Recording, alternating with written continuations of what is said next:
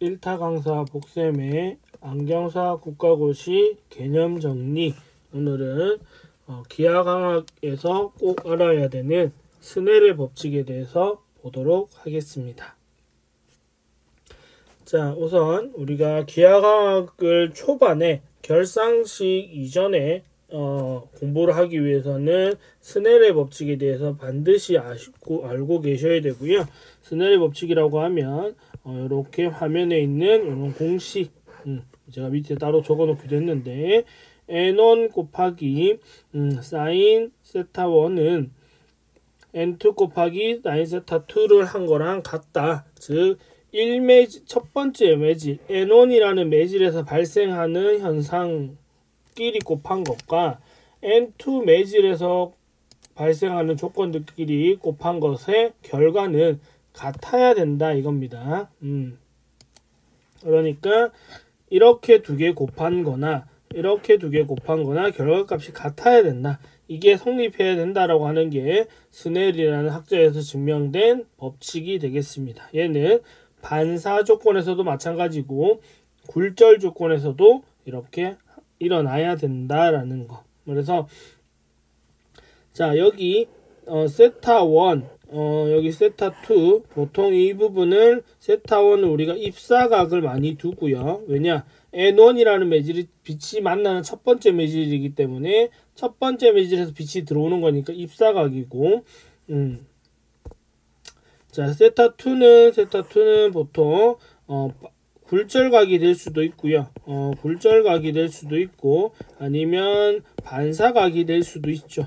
반사각이 될 수 있고, 여기 입사각 자리에 속도를 넣을 수도 있고, 파장을 넣게 되면 그렇게 또 집어넣고 풀어도 되니까, 여기에 어떤 값들이 넣든지 상관없이 1매질에서 발생하는 결과값과 2매질에서 발생하는 거의 결과값들의 곱은 서로 같아야 된다라는 게 스넬의 법칙입니다. 얘를 가지고 결상, 구면 거울, 구면 렌즈에 의한 결상식, 그 전에 나오는 대부분의 내용들은 다 스넬의 법칙을 활용해서 풀게 된다라는 거 기억해 놓으시고요. 자, 얘가 실질적으로 어떻게 적용되는지 하나씩 보도록 하겠습니다. 자, 우선 반사의 법칙이고요. 반사, 빛이 반사하는 거에서는 이러한 법칙이 적용된다라는 건데, 자, 스넬의 법칙 그대로 적용되어 있고, 자, 여기 공기면에서 공기에서 빛이 거울면으로 입사한다라고 했을 때, 거울은 빛을 투과시키고 못하고 오로지 무조건 반사만 일으키죠. 얘는 온전히 반사만 일으키는데, 그 말은 공기에서 거울로 가는 경계면에서 발생하는 거니까 결국 입사광선과 반사광선은 전부 다 공기라는 매질에 존재한다라는 게 핵심 내용입니다. 즉 여기서 이 공식을 조금 풀어보면 N1과 N2가 있는데, 지금 입사광선과 반사광선은 전부 공기 내에 있다 보니까 N1과 N2가 같아요. 즉 N2라는 게 의미가 없어요. 그러면 결국 얘들은 다 N1, N이라고 놓거나 N1이라고 놓아도 상관이 없죠. 이렇게 놓는다 보면 얘가 N이고 얘도 N이다 보면 결국 양쪽의 결과값이 똑같아야 되는데 N이 똑같아요. 그러면 세타 1이랑 세타 2는 같을 수밖에 없죠. 이거 두 개가 같아야지만 전체 결과값이 똑같지, 이것이 다르다라고 해서 결과값이 똑같을 수가 없잖아요. 그러니까 이렇게 되면 세타 1과 세타 2는 같아진다라는 조건이 만들어지죠.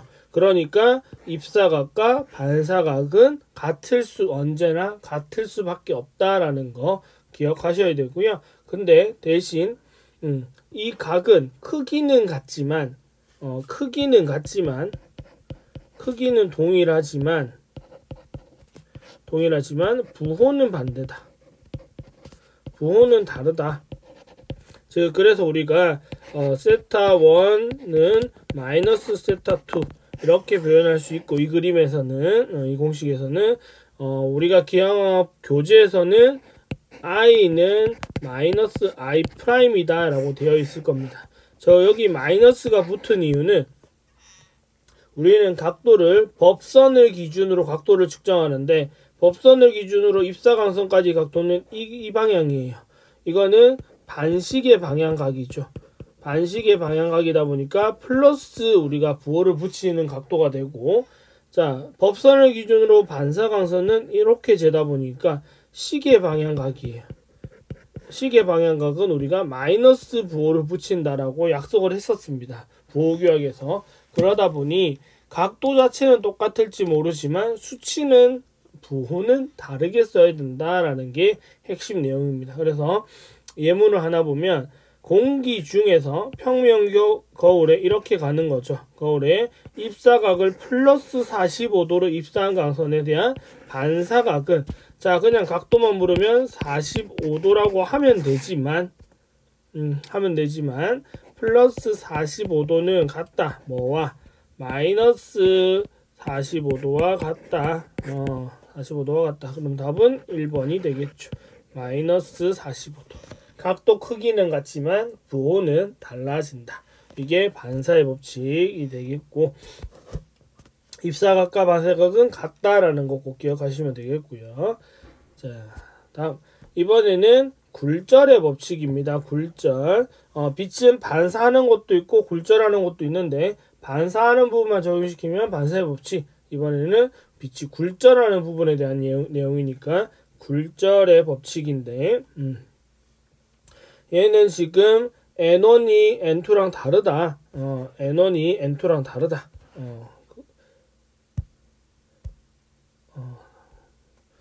N1이 여기의 조건은 N1과 N2는 같지 않다라는 조건이 붙어야 하고요. 붙어야 되고, 자, 그러면 당연히 θ1과 θ2가 같지 않겠죠. θ1은 입사각이 될 거고 θ2는 굴절각이 될 겁니다. 굴절각. 자, 이렇게 지금 이 상황에서 같지 않지만 지금 그림이 양쪽으로 이렇게 나뉘어져 있는데, 지금 얘를 1번으로 하고 얘를 2번 그림이라고 할 때 1번은 지금 N1이 N2보다 작은 케이스고요. 공기보다 유리가 굴절률이 큰 경우, 지금 2번은 얘가 N1이고 얘가 N2니까 N1이 N2보다 큰 케이스가 되겠죠. 굴절률이 큰 곳에서 작은 곳으로, 얘는 작은 곳에서 큰 곳으로 이동하는, 그러다 보니 입사각과 굴절각의 크기 비교했을 때 입사각이 더 크죠. 왜? 굴절률에서 유리가 N2가 더 크기 때문에 입사각과 굴절각에 비교해서는 입사각이 더 커야 된다. 왜? 그래야지 결과값이 같아지니까. 그 다음에 2번 경우를 보게 되면 지금 유리랑 공기랑 비교하는데 지금 유리가 굴절률이 더 크죠. 큰 곳에서 작은 곳으로 가는 거니까. 자, 그랬을 때는 입사각과 굴절각 비교했을 때 이번에는 굴절각이 더 크다. 그래야지 전체 결과값이 같아질 수 있다. 그래서 여기 입사각, 여기 굴절각 자리에 일면에 대한 각도니까 일면에 대한 속도, 일면에 대한 파장, 또는 이면에 대한 각도, 굴절각이다 보니 이면에 대한 속도, 이면에 대한 파장으로 고쳐줄 수 있죠. 요만큼은 다 변형이 이렇게 서로가 어떤 걸 넣더라도 구할 수 있고, 얘는 이제 기준값으로 정할 수 있겠죠. 이렇게 놓고 풀어보는 응용식도 있다. 응용식도 있다라는 거.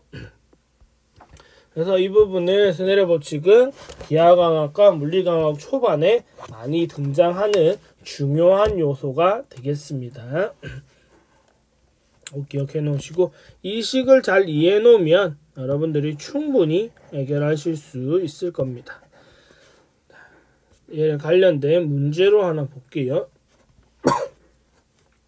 공기 중에서 입사가 30도로, 공기 중에서 얘가 N1이겠네요. 입사한 강선이 굴절률 1.5인 매질, 얘가 N2가 되죠. 진행할 때 굴절각의 사인 값은, 그러면 얘가 세타 1이 될 거고 이 녀석이 세타 2를 나타내는데 지금 이 공식을 가지고 응용을 해보면 아까 n1분의 n2는 같다.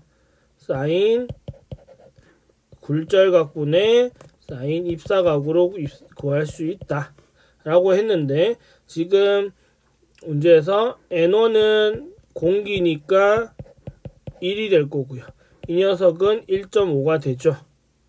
1.5가 되고 사인 입사각은 30도가 됩니다.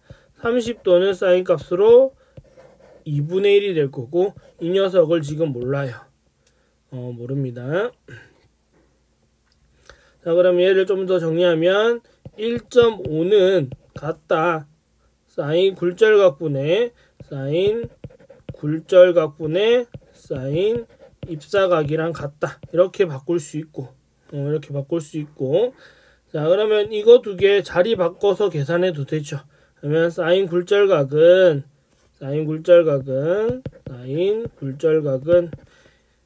입사각이 위에가 2분의 1이잖아요. 또는 2분의 1을 0.5라고 둬도 상관없고요. 이거는 밑에가 1.5가 되죠. 1.5가 되면 이거 약분되니까 3분의 1이 될 겁니다. 3분의 1. 그럼 답이 얼마? 3분의 1로 구할 수 있겠다. 3분의 1로 구할 수 있겠다. 아니면 얘를 분수로 놓고 풀어도 상관없지만 소수로 놓고 풀어도 본인 편한 대로 계산값 놓고 풀어도 된다. 물론 사인 30도가 3분의 1이 되는 사인 값을 우리가 지금 당장 몇 도다라고 기준 잡을 수는 없지만 이 현재 문제 세팅으로는 이러한 답을 구할 수 있겠다라는 거고요. 또 하나 더 문제 풀어보면 굴절의 법칙은 스넬의 법칙을 활용한 굴절의 법칙은 꼭 이렇게 푸는 문제뿐만 아니라 이렇게 이론적인 문제도 나올 수도 있다. 이론적 문제도 충분히 나올 수 있다. 그래서 보면 굴절률이 다른 두 개 매질의 경계면에서 나타나는 빛의 속성으로 오는 것은 즉 굴절의 법칙을 정확하게 이해하고 있는지 스넬의 법칙을 이해하고 있는지 물어본다라는 겁니다. 입사각이 클수록 굴절각은 작아진다. 입사각이 클수록 굴절각은 작아진다. 얘는 확인할 수 없죠. 왜? N1이 큰지 N1과 N2의 크기가 정해지지 않았잖아요. 이거의 크기가 정해지지 않았기 때문에 확인할 수 없다. 그리고 2번 굴절률이 클수록 빛의 속도는 빨라진다. 저항이 심하면 심할수록 속도는 느려진다죠. 느려진다. 자, 굴절 매질의 굴절률이 클수록 굴절각은 커진다. 굴절 매질이라고 하면 N2라고 생각하시면 되겠고요. N2의 굴절률이 클수록 굴절각은 커진다? 아니죠. 얘는 작아져야죠. 둘 다 커지면 답이 안 되니까 하나는 커지고 하나는 작아지고 이렇게 돼야 되겠고 두 개 매질 사이의 굴절률 차가 클수록 반사각은 커진다. 반사각은 언제나 입사각과 동일 같다가 맞죠. 언제나 입사각과 크기가 같다. 자, 동일 매질 내에서 빛의 파장이 클수록 빛의 속도는 빠르다. 얘는 맞죠. 동일 매질 내에서의 빛의 속도라고 하는 녀석은 V는 파장 곱하기 진동수로 구하기 때문에 이 녀석이 빨라진다, 커진다 라고 하면 이 녀석도 커지는 게 맞죠. 그래서 이렇게 이론적인 내용의 문제로도 충분히 등장할 수 있다라는 거고, 자, 또 하나의 응용은 이제 이거의 이제 최종 버전인 임계각 그리고 전반사까지 이어지는 그 내용인데, 자, 우리가 임계각 또는 전반사에 대한 이론적인 내용을 먼저 아셔야 되는데, 임계각이라는 것은 무언가의 경계, 임계점이라고 하면 한계치라고 생각하시면 될 겁니다. 그래서 빛이 굴절률이, 잘 기억하세요. 굴절률이 큰 매질에서 작은 매질로 입사할 때 이가 핵심이고요. 큰 매질에서 작은 매질로 간다는 게 핵심이고, 굴절각이 90도가 되는 입사각을 말합니다. 이 입사각을 임계각이라고 하고 전반사가 일어나는 최소의 입사각이라고 표현할 수도 있습니다. 그러니까 즉 임계각보다 크게 입사각을 가지게 되면 전부 반사한다. 전반사가 일어난다 라는 것 때문에 전반사가 일어날 수 있는 최소의 각도가 된다. 자, 그럼 전반사는 전부 반사가 된다는 뜻인데 입사각이 임계각보다 클 경우에 모든 강소는 내부 전반사가 일어난다. 전부 반사만 된다. 즉 그러면 굴절 강소는 없다. 없다라는 게 되겠죠. 그래서 왼쪽 그림 보시면 그래서 여기서 임계각을 구하는 공식을 알려드리면 임계각은 사인 세타 C라고 되어 있고 보통 IC라고 되어 있는데 얘는 N1분의 N2를 가지고 나눠서 구해줍니다. 얘 왜 이러냐면 얘는 지금 입사각을 구하는 거잖아요. 입사각. 즉 얘를 구하는 겁니다. 그러니까 정확하게 얘를 구하는 거죠. 1. 입사각을 구하는 건데 지금 문제 옆에 이론 내용이 보시면 이 녀석이 얼마가 되냐면 90도가 돼요. 사인 90도는 얼마냐면 사인 90도는 1이죠. 그러면 이 값이 곱하기 1로 바뀌기 때문에 무시할 수 있다라는 겁니다. 그러니까 얘를 구하고 싶은데 조건이 이거 두 개 남아 있는 거니까 얘 곱해져 있는 녀석이 넘어가면서 이러한 나누기 식으로 바뀌면 되는 거죠. 물론 여기에 곱하기 사인 굴절각이라고 되어 있어야 되는 게 맞긴 하지만 이 녀석이 1이 된다. 1이 되는 것 때문에 무시할 수 있다라고 해서 적지 않는 겁니다. 이렇게 구할 수 있고 큰 매질에서 작은 매질로 간다라는 조건도 기억하시고 자 그래서 이 푸른색 선을 보시면 이렇게 푸른색 선으로 입사하면 이렇게 굴절이 푸른색처럼 간다. 그러면 법선에서 각도 잴 거니까 이렇게 재겠죠. 이 각도가 90도가 된다. 굴절각의 각도가 90도가 될 때에 입사각을 임계각이라고 하고 임계각을 기준으로 입사각이 더 커지면 전반사 할 거고 이쪽은 다 전반사 할 거고 밑에 쪽은 전반사가 일어나지 않는 각도고 이렇게 되니까 그림을 보고도 파악할 수 있겠고 문제에서 만약에 이 임계각을 알려주고 만약에 여기 이와 같이 제가 체크한 이 녀석과 같이 입사했을 때 결과로 옳은 것은 이런 문제가 나온다고 하면 전반사가 일어난다. 이렇게 대답을 하시면 되겠습니다. 간단하지만 헷갈릴 수 있는 요소가 되겠고요. 자, 이와 관련된 문제를 또 하나 보게 되면 문제 자체는 간단할 수 있는데 빛이 임계각으로 입사할 때 굴절각의 크기는 얼마냐? 즉 임계각일 때의 굴절각의 크기가 얼마냐라고 했으니까 임계각일 때 굴절각은 90도죠. 아직까지는 굴절각이 있는데 90도로 되어 있다. 자, 이번에는 이러한 이론적인 문제, 이건 이제 이론적인 문제인데 이론적 문제 또 풀어보면 1매질에서 2매질로 진행을 할 때 이렇게 진행할 때 전반사가 나타나기 위한 조건은 전반사가 나타난단 말은 임계각보다 넘어섰다라는 겁니다. 임계각을 넘어섰다. 매질의 굴절료가 관계없다? 아니죠. N1분의 N2로 구하기 때문에 또는 이렇게 돼야 되고 N1이 N2보다 무조건 커야 된다는 이 조건도 있어야 되기 때문에 관계가 없다가 아니고 관계가 매우 크다. 입사각보다 굴절각이 작아야 된다? 그러면 안 되죠. 왜? 굴절각이 90도가 될 때 이미 입사각이 더 크다라고 하면 입사각은 90도를 넘어버리잖아요. 그러니까 의미가 없고 무조건 입사각보다 굴절각이 더 큰 상태가 된다.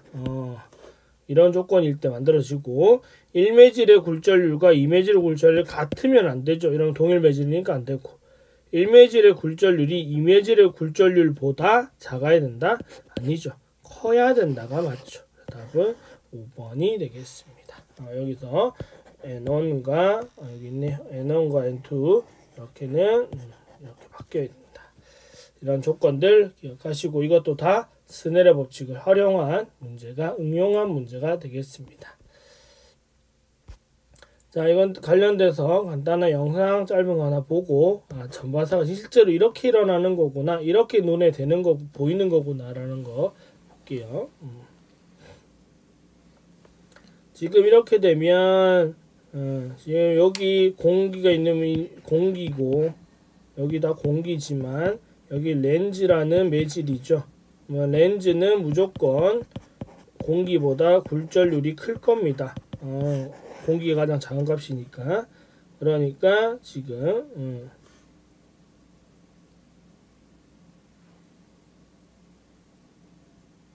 이 상황이 되면 입사각은 20도에 가깝지만 굴절각은 35도가 된다.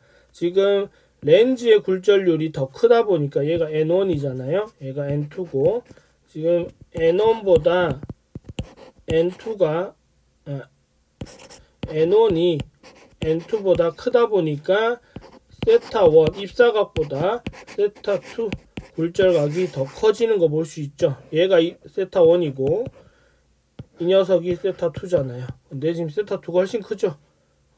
이렇게만 봐도 이렇게 계속 키워가다 보면 입사각을 증가시키다 보면 굴절각이 점점 90도에 가까워집니다. 가까워지다가